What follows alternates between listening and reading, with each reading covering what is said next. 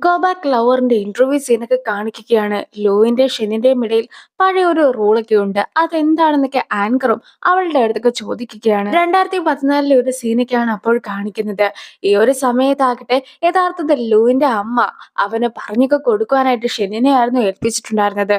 ഷെന്നും അവന് ക്ലാസ് ഒക്കെ എടുത്ത് കൊടുക്കുന്നു. പക്ഷെ അവനാകട്ടെ ഈ ഒരു ക്ലാസ്സിൽ ഒട്ടും തന്നെ ഇഷ്ടമൊന്നും ഇല്ലാതെയൊക്കെയാണ് ഇരിക്കുന്നതും. അവന് ഹോംവർക്ക് ഒക്കെ ചെയ്യുവാനായിട്ട് മടിയായിരുന്നു. അവളും ഹോംവർക്ക് ഒന്നും ചെയ്യേണ്ടെന്നൊക്കെ അവന്റെ അടുത്ത് പറയുമ്പോഴത്തേക്കും എന്തോ ഒരു ആവശ്യമൊക്കെ തന്നെ കൊണ്ട് അവൾ കൊണ്ടെന്നുള്ള കാര്യമൊക്കെ അവന് മനസ്സിലാകുന്നു. അവനാകട്ടെ അതിനെക്കുറിച്ച് ചോദിക്കുമ്പോഴത്തേക്കും അവൾക്കും ഫുഡൊക്കെ മേടിച്ച് കഴിക്കാനായിട്ടുള്ള പണമൊന്നും തന്നെ കയ്യിൽ ഇല്ലാത്തത് കൊണ്ട് തന്നെ കുറച്ച് പണമൊക്കെ കടം നൽകാമോ എന്നായിരുന്നു അവൾ ചോദിച്ചിട്ടുണ്ടായിരുന്നത്. അവളുടെ അമ്മ ചെറുപ്പത്തിൽ തന്നെ മരിച്ചൊക്കെ പോയതാണ്. ഇനി അച്ഛന്റെ കയ്യിൽ നിന്നുമുള്ള പണം ഒന്നും തന്നെ സ്വീകരിക്കുവാനായിട്ട് അവൾക്കൊട്ടും തന്നെ താല്പര്യവുമില്ല. അതുകൊണ്ടാണ് ഇതുപോലെ ലൂയിന്റെ അടുത്തൊക്കെ പണം കടം ചോദിച്ചിട്ടുണ്ടായിരുന്നത്. അവൾക്കും ഒരു സ്കോളർഷിപ്പ് ഒക്കെ കിട്ടുവാനായിട്ടുണ്ടെന്നും സ്കോളർഷിപ്പ് ഒക്കെ കിട്ടി കഴിഞ്ഞിട്ടുണ്ടെങ്കിൽ ഇപ്പോൾ മേടിച്ച തുകയൊക്കെ 8% പലിശ നിരക്കില് അവനും തിരിച്ചു നൽകാമെന്നൊക്കെ പറയുകയാണ്. ഇപ്പോഴും ഇതുപോലെ 8% പലിശ നിരക്കിലൊക്കെ ആയിരുന്നല്ലോ അവന്റെ കയ്യിൽ നിന്നും അവളും പണമൊക്കെ മേടിച്ചിട്ടുണ്ടായിരുന്നത്. സോ വീണ്ടും നിങ്ങൾ ഒന്നിക്കുവാനായിട്ട് പ്ലാൻ ഉണ്ടോ എന്നൊക്കെ ഗോ ബാക്ക് ലവറിന്റെ ആങ്കറൊക്കെ ചോദിക്കുന്ന സമയത്താകട്ടെ, ഞാൻ ഒരിക്കലും ആൾക്കാരെ മാനിപ്പുലേറ്റ് ചെയ്യുവാനായിട്ട് പണമൊന്നും യൂസ് ചെയ്യാറില്ല. പിന്നെ ഈ ഒരു പണമൊക്കെ അവളുടെ ഒരു ഫ്രണ്ട് അല്ലെങ്കിൽ ഒരു ഇൻവെസ്റ്റർ എന്ന നിലയ്ക്ക് മാത്രമാണ് ഞാൻ കൊടുത്തിട്ടുണ്ടായിരുന്നത്.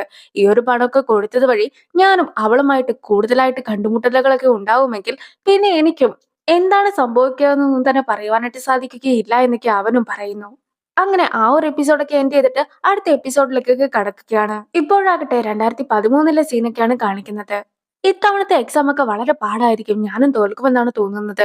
എന്തായാലും ഇത്രയും നാളത്തെ പോലെയല്ല. നമ്മുടെ ക്ലാസ്സിലേക്ക് പുതിയൊരു കുട്ടിയൊക്കെ വന്നിട്ടുണ്ടല്ലോ. സോ ഷെന്നിന്റെ കാര്യം പറയുകയാണെങ്കിൽ അവൾക്ക് ഇതുവരെയായിട്ട് നല്ല മാർക്കൊക്കെയാണ് ഉള്ളത്. അതുകൊണ്ട് തന്നെ ഈ ഒരു എക്സാമിന് ഞാനും അവളെ കൺവിൻസ് ഒക്കെ ചെയ്യിച്ചിട്ട് അവളുടെ ഉത്തരങ്ങളെല്ലാം തന്നെ നോക്കി എഴുതുന്നതായിരിക്കുമെന്നൊക്കെ പറഞ്ഞിട്ടാണ് ചെങ്ങു ക്ലാസ്സിലേക്കൊക്കെ കടന്നു വരുന്നത്. പക്ഷെ ഷെന്നിന്റെ അടുത്ത് ചെന്ന് ചെങ്ങ് സംസാരിക്കുവാനായിട്ട് പോലും ഷെൻ അനുവദിക്കുന്നില്ല.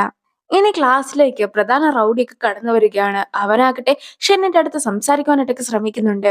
നീ എന്തുകൊണ്ടാണ് ഇവിടേക്ക് ട്രാൻസ്ഫർ ആയി വന്നിട്ടുണ്ടായിരുന്നത്? നേരത്തെ പഠിച്ച സ്കൂളിലെ കുട്ടികളൊക്കെ നിന്നെ ബുള്ളി ചെയ്യാറുണ്ടായിരുന്നോ എന്നൊക്കെ ചോദിച്ചുകൊണ്ട് അവനും അവളെ ശല്യം ചെയ്യുവാനായിട്ടൊക്കെ ശ്രമിക്കുകയാണ്.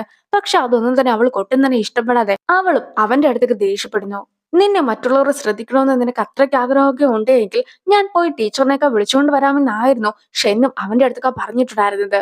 അത് കേൾക്കുന്ന അവനാകട്ടെ ആകെ വയലന്റ് ആകുന്ന സമയത്ത് അവിടെ കിടന്നുറങ്ങിയിട്ടുണ്ടായിരുന്ന ലൂവും എണീറ്റൊക്കെ വരികയാണ്. എനിക്ക് ശരിക്കൊന്ന് കിടന്നുറങ്ങണം, അതിന് നിങ്ങൾ മിണ്ടാതിരിക്കണമെന്നായിരുന്നു ലൂവും അവന്റെ അടുത്തൊക്കെ പറഞ്ഞിട്ടുണ്ടായിരുന്നത്. സോ അവനും സൈലന്റ് ആവുന്നു. പക്ഷെ ഷെന്നിന്റെ കാര്യത്തിലൊക്കെ ലൂ ചെന്ന് ഇടപെട്ടത് കൊണ്ട് തന്നെ നിനക്ക് ഷെന്നിനെ നേരത്തെ തന്നെ അറിയാമോ എന്നൊരു ചോദ്യമൊക്കെ ചെങ് ചോദിക്കുന്നുണ്ടെങ്കിലും തനിക്ക് അവളെ അറിയിക്കുകയില്ല എന്നൊരു മറുപടിയൊക്കെയാണ് ലൂവും കൊടുക്കുന്നത്. എക്സാം ഒക്കെ സ്റ്റാർട്ട് ആകുന്ന നേരത്താകട്ടെ ആ ഒരു റൗഡി പയ്യനും അവളുടെ പെൻസിലൊക്കെ എടുത്തിട്ട് അതിന്റെ മുനയൊക്കെ ഒടിച്ചു കളയുന്നുണ്ട്.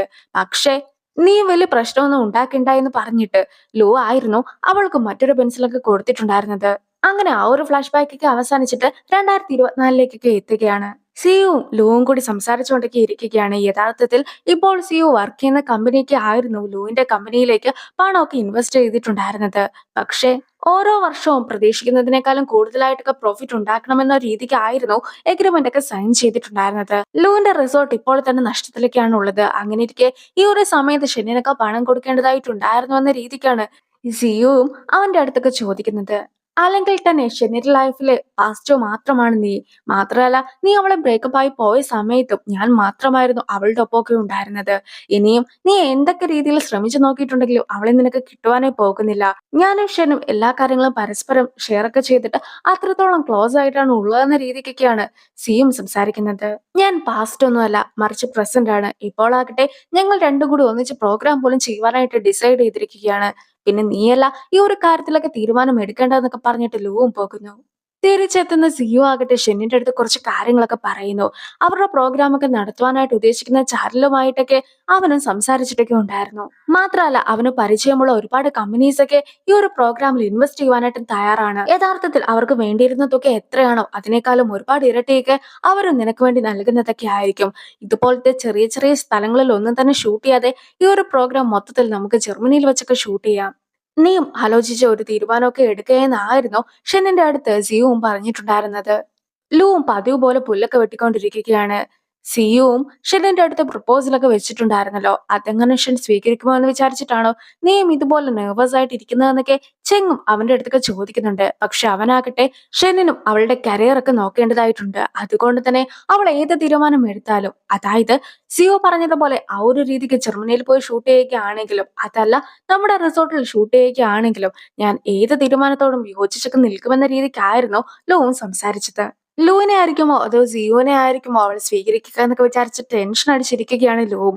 അങ്ങനെ ഇരിക്കുകയാണ് ഷെന്നും അവന്റെ ഓഫീസിലേക്കൊക്കെ എത്തിയിട്ട് അവന്റെ ഓഫറാണ് സ്വീകരിക്കുന്നതെന്നൊക്കെ തുറന്നു പറയുന്നത്. ഈ ഒരു സമയത്ത് അവിടെ ചെങ്ങും ഉണ്ടായിരുന്നു. എങ്കിൽ പോലും നൈസായിട്ട് അവിടെ നിന്നും ചെങ്ങിനെ മാറ്റുവാനായിട്ടും ലൂ ശ്രമിക്കുന്നുണ്ട്. അതായത് ലൂവിനും ഷെന്നിനും കൂടി സംസാരിക്കുവാൻ വേണ്ടി ആയിരുന്നു അത്. എന്തുകൊണ്ടാണ് സിയുവിന് പകരമായിട്ട് എന്നെ ചൂസ് ചെയ്തിട്ടുണ്ടായിരുന്നതെന്നൊക്കെ ലൂ ചോദിക്കുന്ന സമയത്താകട്ടെ, സിയു പറഞ്ഞിട്ടുണ്ടായിരുന്ന കമ്പനീസ് ഒന്നും തന്നെ എനിക്ക് നേരിട്ട് പരിചയമില്ലാത്തതാണ്.